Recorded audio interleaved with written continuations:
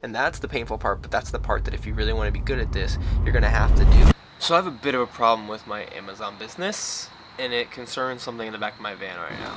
It's only like 5:30 right now, and all those boxes are packed up and ready to go for Amazon, but they won't let me send them in. If you've been here a while, you'll know that I took a break from working both on YouTube and in my Amazon business for about a month and a half, almost 2 months on Amazon, and I thought I was being really smart about how I did it and being okay making a little less money, waiting on profits because Q4 is coming. But I didn't anticipate that Amazon would be punishing me like they are, but maybe I should have seen it coming, and it's causing me to do one of the hardest things that I've ever had to do in my Amazon business, and that's learn when to take losses on my inventory. So today I actually have to go through and ask for Amazon to dispose of a bunch of inventory as well as drop a bunch of prices, and I'll walk with you along why some of these items didn't sell that I thought would be good, and we can actually look at the specific items and which items I'm having Amazon just get rid of. And we'll also talk about what the IPI score is. I don't fully understand it 100%, but we'll talk about what I know and why it's hindering my business, and that's what we'll dive into first. But if you're new here, my name is Anthony, and I want to help demystify making money online, or just making sure that your money is working for you so you can live your life a little more how you want to. We are probably gonna have to move because we're just chilling in a parking lot right now. Oh my gosh, my hair. All right, we're parked up for the night in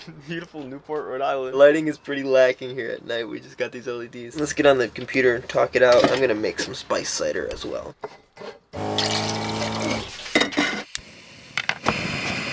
Alright, let's take a look at Seller Central real quick. When you first pull it up, I'm sure you're familiar with this page, and you have all of these things across the top. The different marketplaces, North America, Canada, Mexico for me, how many open orders that you have, so the ones Amazon hasn't shipped out yet, your sales for the day, any messages from buyers, percentage of buy box wins, your total balance so far. I just got a payment, so it's super low. And then this number, your IPI, which stands for your Inventory Performance Index. Click into that and then go right here, and it'll pull up a big dashboard for it. Now this is where Amazon's gonna let you know what they think about how you're doing with your inventory management system. Not like softwares or stuff, just like how you're doing with managing your own inventory. And they break it down into 4 main categories that affect this number, and this number affects other things as well. Currently, as long as you're above 500, you're good, and you won't have any storage limits, which are all the way down here, as you can see, storage volume. And since I'm over 500, or at least I was over 500 before Q4 started, I have unlimited storage in all categories. And so I thought it was good to send anything in that I wanted to Amazon, but that wasn't the case because of what we'll get to here in a second. The 4 main categories that affect your IPI are excess inventory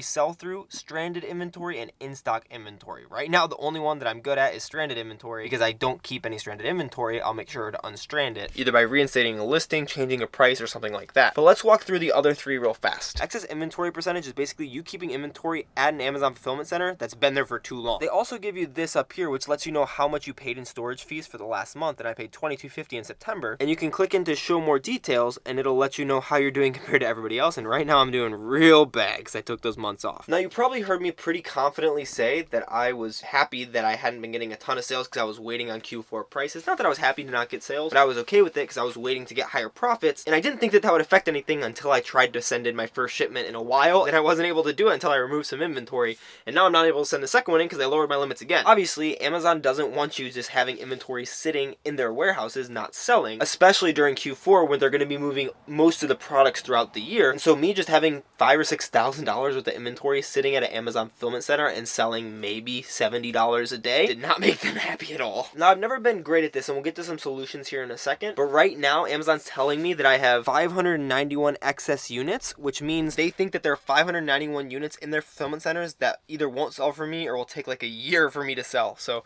that's one of the things that we're going to be fixing today. Next up, we have FBA sell-through rate. Mine used to be really good until I stopped sending in inventory and stuff stopped selling. So if we look at the show more details here, we'll see that it's really bad if it's below 1. Mine's at 0.7, and I used to be in that green range, but right now I'm in the bottom 40% of sellers. Your sell-through is basically a measure of how fast you move inventory on a revolving basis. So if you send stuff into Amazon and everything sells within a month, your sell-through rate is going to be phenomenal. It's going to be the best that it can be, and so Amazon will want you to send more stuff in because they know that when you send stuff in, stuff sells and they make money. However, for me, I wasn't sending anything in and I wasn't selling much, so my sell-through rate really plummeted, and so now I'm at 0.7 and they're punishing me for it because they don't want me to send in more inventory because I have to earn their trust back. The third thing is stranded inventory, which we talked about, which I'm good at. And then FBA in-stock rate is making sure that you keep your most popular products in stock to avoid lost sales. Right now it says I'm at 47%, and that's because I wasn't really managing this well. You can opt out of restock notifications, which will help this IPI score, and I hadn't done that for a lot of units, and I just changed that setting about 4 days ago, and so hopefully my in-stock rate will go up. But it's also a matter of just making sure that if you don't think that you can get more items, that you delete SKUs after you've sold out of them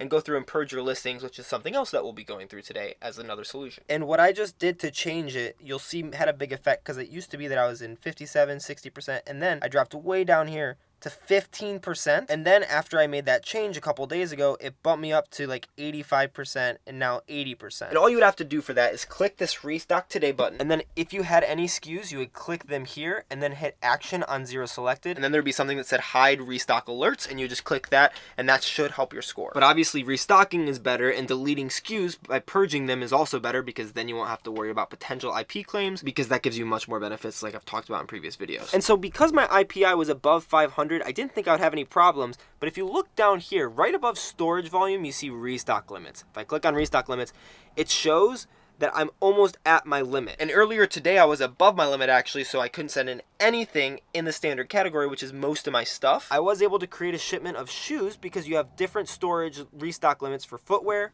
apparel, oversize, and standard size, but most of my stuff is standard size. Luckily, stuff is selling, and they're starting to actually dispose of some of my units, so I guess I can send in 10 more, but I need that number to be 250 to send in everything that we have in the back of my van. So if you didn't know why Amazon wasn't letting you send something in, check that first. But now I have to go on that journey of earning Amazon's trust back that I can actually send in more units. So in order to increase that restock limit, as well as making sure that I lower the utilization, which is how many units I have at Amazon, there are 3 things that we're going to do, and I'll actually break down some of the specific bad deals that I did so that you won't make those mistakes in the future as well. The first thing that I would do is purge my Amazon listings. So let's do that. It basically just means that I'm going to go through and delete listings for anything that I don't have any inventory. And don't worry if something does get returned because you just sold out of that. All you'll have to do is create a new listing, which is really easy to do, and you'll be able to sell that item again. It'll just go into your stranded inventory and you'll learn about it real quick. I've had to do that a bunch over the past couple months and never had a problem. So to start this process, we're just going to go up here into inventory, manage inventory, and if you know of a better way to do this, let me know.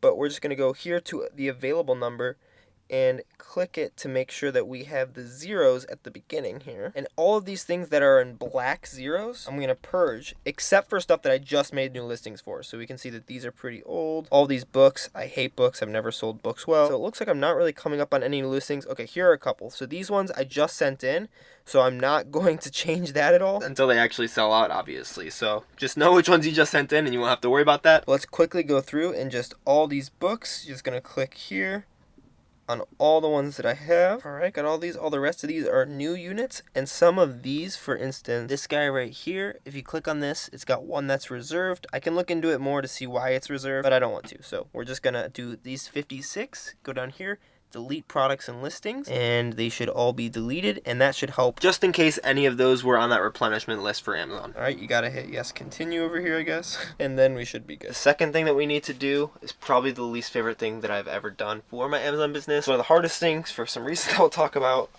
but lowering prices to actually lose money, or to break even, or to make barely any money at all. What? For your information, our bed always looks like this. I've been procrastinating doing this, but it's time. I need to open up some product. And so here's what we can look at to do this. There's a couple ways. First, I'm definitely going to open up my repricer, and a repricer will make it much easier for you. I use BeCool, and I do actually have a special deal with them, where if you need a repricer, you can sign up for their free trial, which is normally their $50 plan for 14 days free. But if you just let them know that I sent you, they'll bump you up to their $100 plan and give you 30 days for free with no credit card required. That way, if you just need repricing for free for a month, you can get it. But if you do continue on with them, you will be supporting the channel. But I have really enjoyed repricing with them, and I have some other videos about that, but whether you get it or don't doesn't really make too much of a difference to me. With the repricer like this that has a couple different rules, the first step will actually be just changing your rule to a more aggressive rule. Unfortunately, all my units that are currently being replaced are on the most aggressive repricer, so the next step is actually just lowering the minimum prices on all of the units so that they'll just sell out. But there's a couple reasons why you might have messed up on a deal like this, like I have. The first being you bought it at a really bad time, and then other people came on the listing at the price that it should be. Sometimes I bought stuff because I thought that it was worth more than it was because there were way less people on it and they were trying to get a higher price. And then the normal amount of competition gets on it, but it drops the price to where it should be just as a retail basis. But that's outside of my profit zone, so I don't want to lower my price down there and you just wait for it to come back up. The second way this has happened for me is buying something thinking that competition will sell out, and they never sell out. This happened with a lot of Under Armour socks. I still probably made enough money to cover all the cost of the Under Armour socks, but I have a lot of Under Armour socks from when I first got on Gated and then we resold together in a previous video, and I just have a bunch of units that are still there that I thought would get the $15 retail that they're at, and I dropped the price down to $12.50 because I would still make 50%, but they're selling max around like $8, and so I'm just gonna have to try to start liquidating them at that price of competition, because it's better to continue flipping that money back over and over again than just waiting for something to go back up to a price that it may never come back to. Luckily, Amazon does give us some tools to help with this. You can either go back through that same portal of IPI, hitting your IPI number, and then coming down through excess inventory percentage and clicking reduce excess inventory, and it'll pull up a bunch of units that it thinks you have too much of. The way that you could probably best sort through this is by looking at your sales summary over the last 90 days and clicking on that and then sorting it through which unit have sold the most, how many you have available, how many you've sold. Estimated excess units right now says 0, and that's because I dropped the price to match closer to what the buy box price would be, but I still should drop my minimum a little bit more because they're just undercutting me by a penny, and I can go down to like $19.99 and actually still make like $1 or $2. But if you look at something like the second one, where I have sold a decent amount of units, 28, I have 56 in stock because I was selling a lot of them, and then they just kind of dried up. As you can see, I sent in most of them 61 and 90 days ago. But my price is higher than the lowest price, which would lead me to believe that I just need to lower my price to be competitive with that, especially since I have so many excess units. At that point, I just need to liquidate that, get them out of Amazon's fulfillment center, cycle that money back through more products. The obvious problem with this is if you lower your price too much, you'll actually be paying Amazon more in fees than you would be making in terms of revenue back to you. And at that point, you'll do what we'll do in step 3, but for now, I'm just going to go through and drop a ton of prices to where they'll be much more competitive. Let's look at the Under Armour. It's one of the Under Armour things real quick as well, just to show you. So something like these guys, which I bought for $6, and I've been wanting to make 50%, so I've been keeping it at $16.45.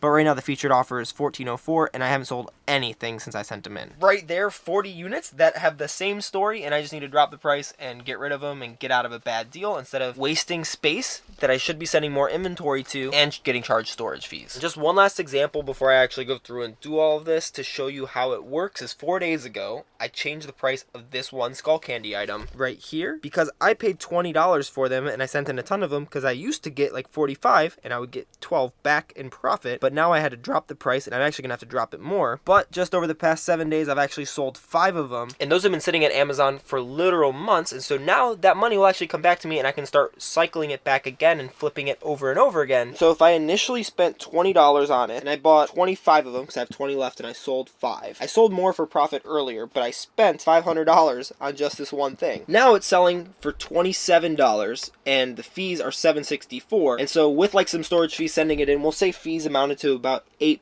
So now I'm only getting back $19, so I'm losing $1 on every single item. But I sent those in probably about 100 days ago. So let's just think, if I've just sold these 5 in this week, and I'm about to drop the price even more so that I can just get out of them. Say they still took a full month to sell, that would leave me about 2 more months to flip through that profit. And if it takes something from me buying it to being sold on Amazon about 3 weeks, that gives me 3 more cycles of sales, because 3 weeks times 3 is 9 weeks, and that's how often I can cycle that money. And let's say we still only bought deals at 50% return on investment. That initial $500 turned into $475 because I lost $1 on every single one of those. But then if we recycled that money 3 more times at 50% return on investment, that $475 would turn into about $630, which would turn into about 900, I'm bad at math, we'll just say 900, which would turn into about $1,350 just by doing that over the next 2 months. So letting it sit at Amazon effectively cost me almost $900 in more profits.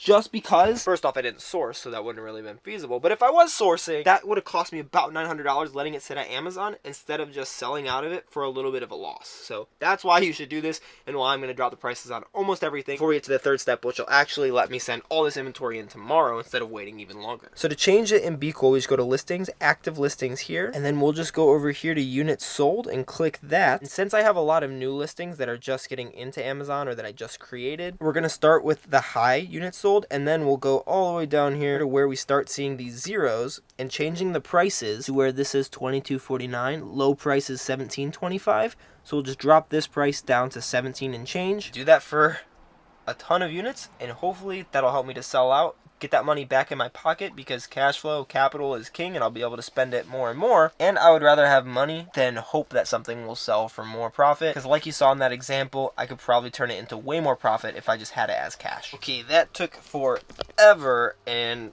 I just dropped so many prices. I really hope people aren't racing to the bottom, but I fear that they are, but at least I can probably get some sales all the way down, sell out of a bunch of crap I'm realizing that I've had for over a year now. Just gonna come up here to save all. Some of your changes have not saved. A lot of that's because I had to do stuff manually. Pretty much everything has been saved. There's still some hope for a lot of this because I'm potentially gonna be making money, but what we're about to do for the third step does not have a lot of hope.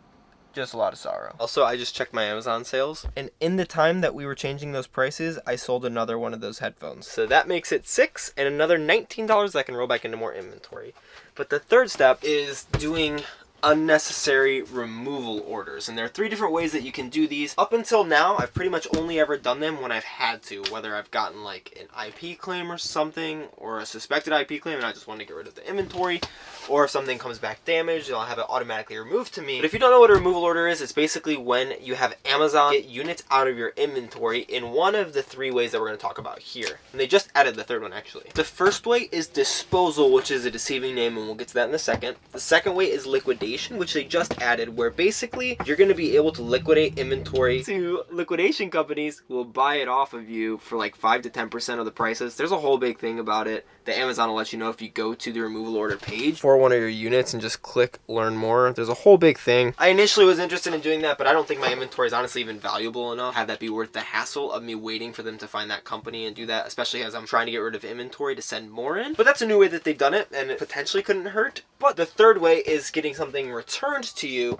which is what I used to always do. I would just get it returned to me, and then I would try to sell it on eBay. And then when we left, we had a big like garage sale kind of thing, and I sold a lot of it to friends and just gave the rest of it away to Goodwill. And that's actually the cool thing about the disposal process, because it's not Amazon just throwing it out. They automatically have you enrolled in a donations program, so any of your inventory that's eligible will just be donated to select charities. You can disable that in your settings, but you shouldn't, because it's a really cool feature that they have, and I'd rather just donate something and get it thrown out. That's how we're actually going to be doing most of my stuff today, which doubly hurts, but I already had requested for liquidation some units, and I thought that that would free up enough for me to send all of this. What's really unfortunate though is I went to my reports and saw down here in removal order detail from the past 30 days that all of my liquidations are pending, and that's because it can take a little bit of time for them to find people to liquidate it to, and I don't really have time for that to be pending because I'm losing money by having this stuff sit at my house instead of being sent over to my house, my van, I guess it's my house, then having it be sent into Amazon. So I'm going to change all of those liquidations to disposal requests. But basically how I'm going to go through my removal orders and know what I want to actually have removed is everything that is used like new, that's been sitting there for like a year. I know that stuff's not going to sell. I've had it at low prices, it's just not. But in manage inventory, I'm going to filter it by SKU because then it'll pull up the oldest ones first. Those are the newest.